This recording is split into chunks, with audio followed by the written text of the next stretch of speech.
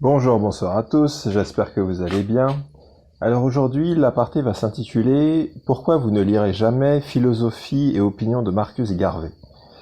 Alors, ça va être la suite du même titre que j'ai donné pour le livre de Cheikh Anta Diop, Nation Nègre et Culture, à savoir le goût de la lecture. Le livre Philosophie et opinion de Marcus Garvey est un livre qui fait... Attendez, je le prends... Il est assez épais. Allez, viens. Donc, on a 406 pages. Bon, je m'attendais à plus. Ok.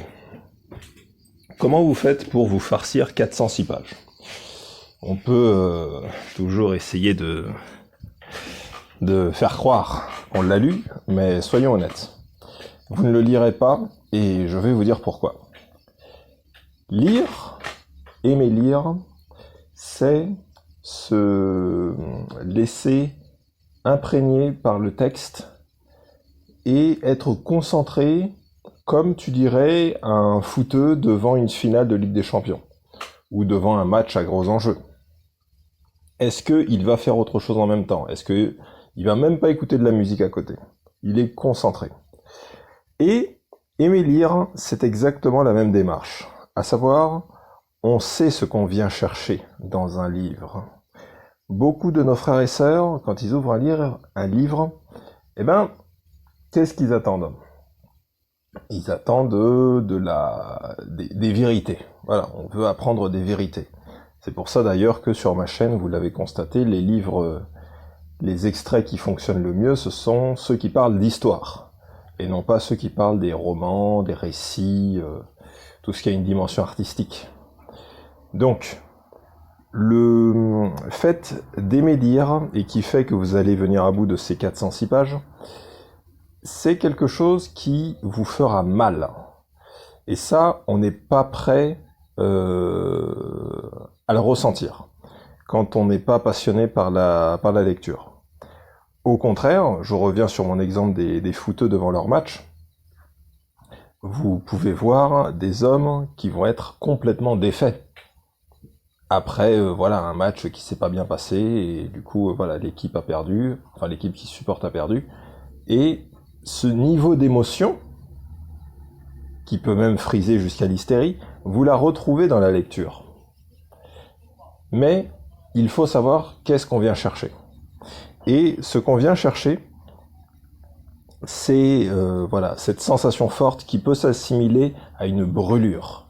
Vous vous laissez brûler, voire consumer de l'intérieur par ce que vous lisez.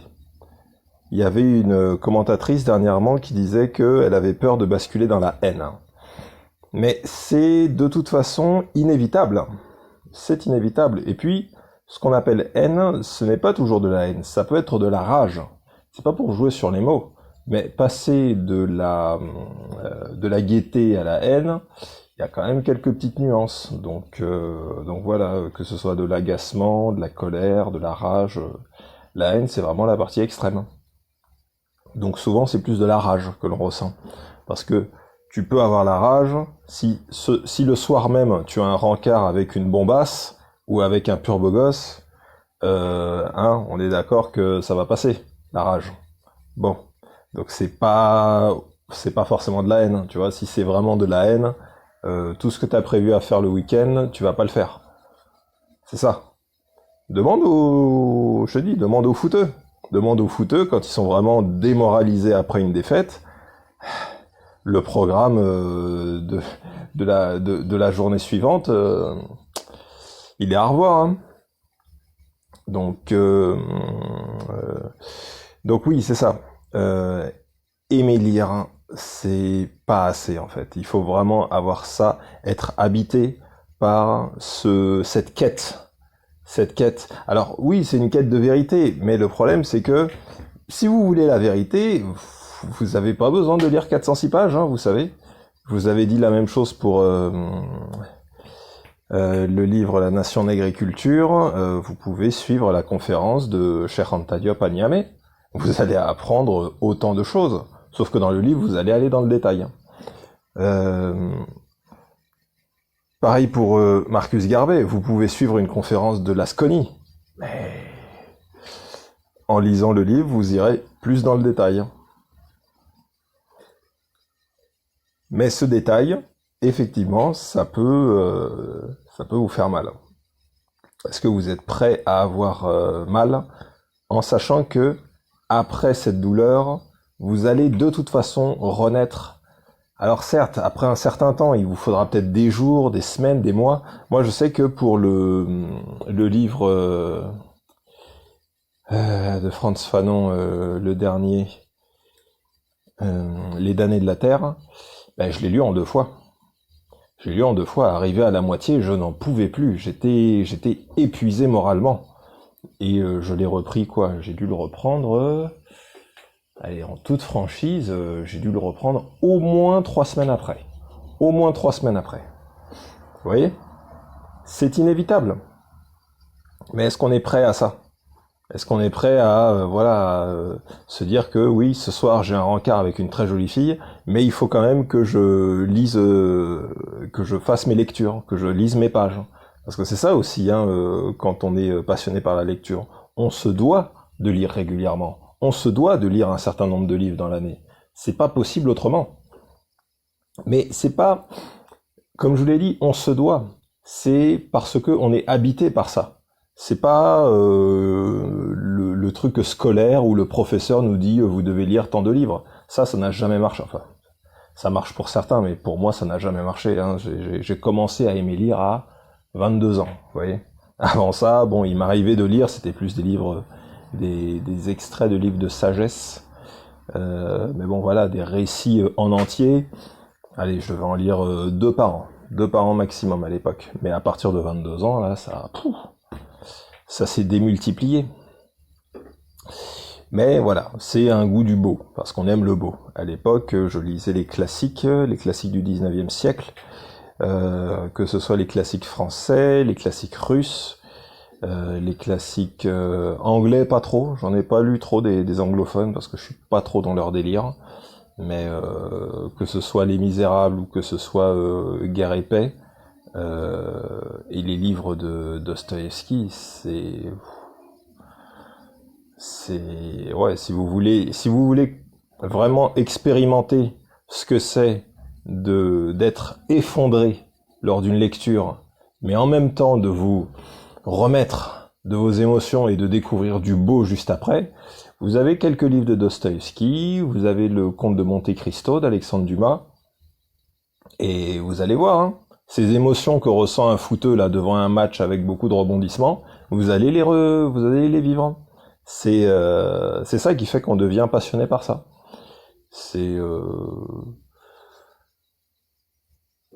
ce qui fait aussi qu'on sera beaucoup plus exigeant à terme avec nos écrivains. Parce que, bon, là, je peux vous le dire, on est à quoi? On est à la 8e minute. Je sais que là, j'ai 80% du public qui est parti. Donc, je peux vous le dire, vous avez la majorité. La majorité de nos écrivains noirs francophones, je parle bien des romans, je parle pas d'autre chose, parce que la partie historique, ça n'a pas de dimension artistique. Moi, ce qui m'intéresse, c'est les récits, les romans, parce qu'il y a une dimension artistique. Eh bien, nos écrivains, pour la plupart, ils ont pas le niveau. C'est vraiment pas au top. Alors, on a quelques stars, effectivement. Vous avez Léonore Amiano, vous avez Emmanuel Dongala, qui écrivent divinement bien. C'est vraiment un régal de les lire. Vous avez aussi le livre, là, je vous en ai mis pas mal d'extraits, là, du livre de Boubacar Boris Diop, Kavina, parce que là aussi, c'est une pure merveille. Et voilà, il y a la maîtrise, il y a la poésie, il y a la structure, il y a l'architecture, voilà, là on se fout pas de votre gueule. Mais si vous lisez un livre, moi je l'aime beaucoup, c'est une aînée, je la respecte, mais le livre de Fatou Diom qui s'appelle Impossible de grandir, c'est une catastrophe. J'ai rien contre la sœur, j'ai rien contre elle, elle est très connue en plus, on se réfère souvent à elle pour ce qu'elle écrit. Et moi-même, j'ai lu des passages de certains de ses autres livres qui sont intéressants, Mais là, bon, j'ai quand même pris un passage qui est quand même intéressant parce qu'elle parle d'une vérité consubstantiaire. Et ce passage, je vous le publierai. Il me semble que je l'ai programmé pour le 1er octobre. Donc le 1er octobre, vous aurez un passage. Vous avez les 5 premières pages du livre qui sont bien. Mais après, tout le reste, c'est nul. C'est... Bon, sauf évidemment les passages où le personnage principal parle de ses grands-parents et c'est à la fois touchant et c'est à la fois inspirant. Mais sinon, le personnage de Sally là qui discute avec son double là, c'est du niveau d'un journal intime d'une adolescente, quoi. C'est de ce niveau-là et ça dure pendant 400 pages. Donc autant vous dire que c'est un véritable calvaire. Mais c'est comme ça. Quand un livre est globalement nullissime, il faut le dire parce que nous sommes exigeants. On ne peut pas se plaindre d'être toujours ramené à la case des sportifs ou des chanteurs en disant oui, on nous limite à ça, quand on n'est pas exigeant envers nos écrivains. Pourquoi est-ce qu'on nous ramène toujours au sport et à la musique? Parce qu'on est bon. Mais pourquoi est-ce qu'on est bon dans le sport et dans la musique? Parce qu'on est exigeant envers les artistes et les sportifs qui sont professionnels à ce niveau-là. On est exigeant, on leur fait pas de cadeaux. Et quand on est sur du sérieux, là par contre, on est beaucoup moins exigeant. Déjà parce qu'on lit peu, et comme on lit peu, oui, forcément, on n'a pas les bases pour juger de la qualité du travail qu'on nous met sous le nez. Mais moi je les ai, et je vous le dis, le livre Impossible de grandir, vous pouvez le lire si vous voulez, et vous verrez. Vous prenez ça et vous prenez un livre à côté, comme je vous ai dit, le livre, n'importe quel livre de Leonora Miano, bon, sauf le truc là, comment il s'appelle déjà? Le truc du chagrin, là, comment ça s'appelle? Bon, bref, il est pas intéressant celui-là, mais les autres sont bons. Les livres d'Emmanuel Dangala. Ah oui, Sésame Chagrine, voilà, Sésame Chagrine de Leonora Miano, il est vraiment pas bon celui-là. Mais les autres sont bons. Là, surtout Johnny Chien Méchant, surtout celui-ci, il est particulièrement réussi, mais il est très bouleversant aussi, attention. Vous allez souffrir en le lisant, mais c'est très très beau, c'est très bien écrit, tout est au niveau. Même plus que le niveau, c'est carrément une star. Et le livre, comme je vous ai dit, de Boubacar Diop, Boris Diop, Kavina. Voilà. Mettons-nous à consommer plus de produits littéraires, et des produits littéraires de type artistique, comme ça, on peut donner notre avis sans être en étant légitime. Parce que le problème, c'est que si on donne notre avis sur des livres d'histoire, on est dans des domaines qui sont scientifiques. Parce qu'on le veuille ou non, l'histoire c'est une science. Donc, si vous n'avez pas un certain niveau d'érudition, vous ne pourrez pas débattre. Vous ne pourrez pas débattre. Et surtout, quel intérêt ça a? Si vous n'avez pas le niveau, vous n'avez aucun intérêt à débattre. Vous n'avez qu'une seule chose à faire, c'est écouter. Écouter et faire en votre âme et conscience prendre votre avis. Prendre en compte ce que vous estimez être le plus juste. Mais vous lancer dans des débats d'historiens alors que vous-même vous n'avez pas les bases, franchement, c'est perdre son temps. En revanche, pour les livres, les romans, les récits, n'importe qui peut donner son avis. Tout comme n'importe qui peut donner son avis sur les chanteurs, les sportifs. Faut juste avoir la patience d'apprendre à aimer lire. Donc pour ça, je vous renvoie aussi à la vidéo que je vous avais fait sur Nation d'agriculture. Pourquoi vous ne lirez jamais Nation d'agriculture? Allez, je crois que là on est bon. Je vous dis à bientôt.